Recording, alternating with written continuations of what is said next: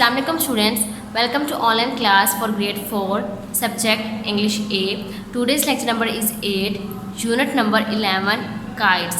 Students, आज हम इस लेक्चर में यूनिट नंबर 11 की जो रिमेनिंग रीडिंग थी वो कंप्लीट करेंगे। स्टूडेंट्स, जो रीडिंग और एक्सप्लेनेशन मैं करवाऊंगी आपने रीडिंग को अटेंटिवली सुनना है और एक्सप्लेनेशन को अच्छे से समझना भी है। Page number 71, Unit number 11 kites. On a stormy afternoon, Franklin set out to try his kite.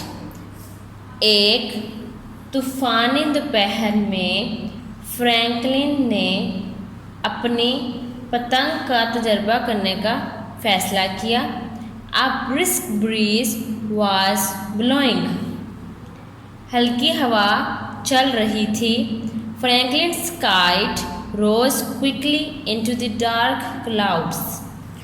Franklin की पतंग फौरन ही बादलों में चली गई। Raindrops were pelting down. बारिश के कतरे गिर रहे थे।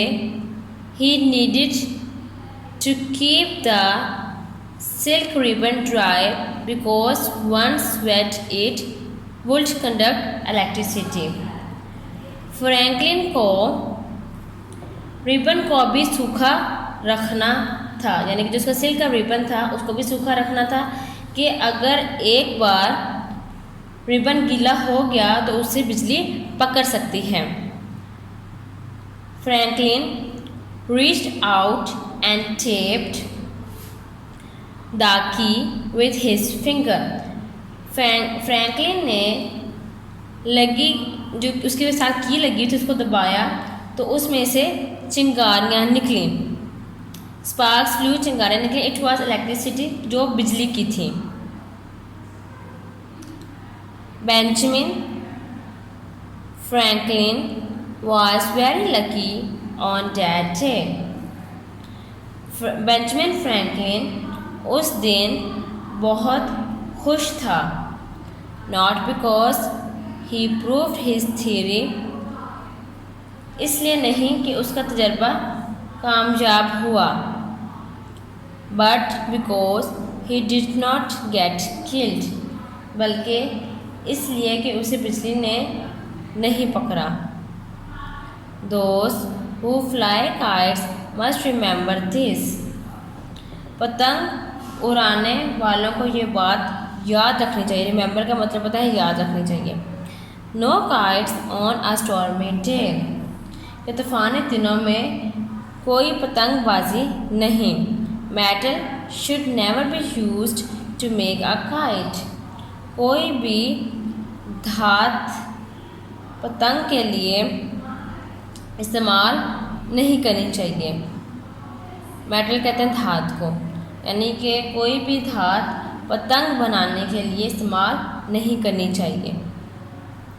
Also kites should never B phloem around power lines. बिजली की तारों से पतंगों को हमेशा दूर होना चाहिए। इट इज़ डेंजरस, डेंजरस कहते हैं खतरनाक को, to fly kites from a roof terrace that does not have a parapet. ऐसी छतें या टेरेसेस छत को भी कह सकते हैं हम, यानी कि जो रूफ का टेरेस होता है छत का, जहाँ पर्दे ना हों, बिल्कुल खाली हो, वहाँ पतंग उड़ाना बहुत खतरनाक है। People often fall fatally off the edge of the roof when they keep tugging at the string and walk backwards with eyes fixed on the kite in the sky. लोग अक्सर छतों से गिर जाते हैं और बहुत बुरी तरह गिरते हैं जब वो पतंगों पे नज़रें जमाए बगैर, बैकवर्ड कहते हैं पीछे की तरफ जा रहे होते हैं।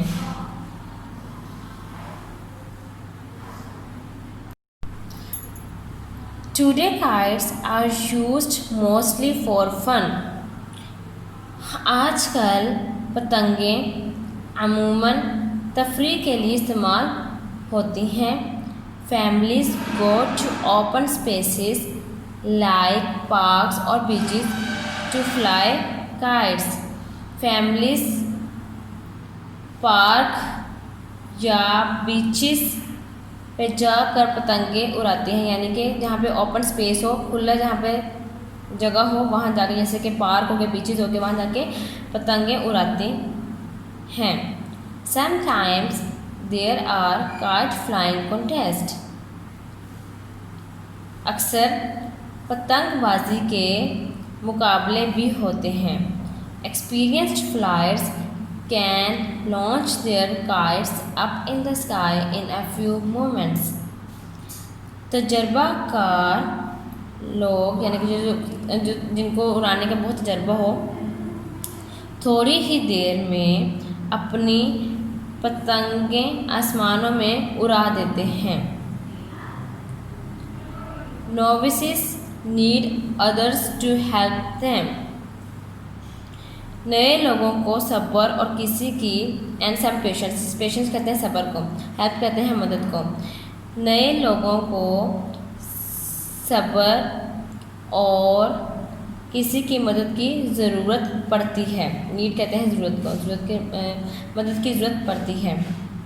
The sub continent has an old tradition of kite flying. बड़े सगीर की पुरानी रवायत में से एक पतंगबाजी भी है। ट्रेडिशन कहते हैं रवायत को। Kites became popular among the people because it was easy to make them. पतंगें लोगों में इसलिए आम हुई क्योंकि ये बनाना बहुत आसान है। And one needed no special skill to fly them. और इसको उड़ाने के लिए स्पेशल स्किल की, ख़ास किस्म की स्किल की ज़रूरत नहीं पड़ती। The ruler of a state during the 16th century grew so fond of kites that he established a kite factory to specially make kites for him। 16वीं सदी के जो स्टेट था, जो रूलर था उस टाइम, बादशाह, पतंगबाजी का उसको इतना शौक उजागर हुआ कि उसने एक फैक्ट्री बना दी, काइट्स की एक फैक्ट्री बना दी,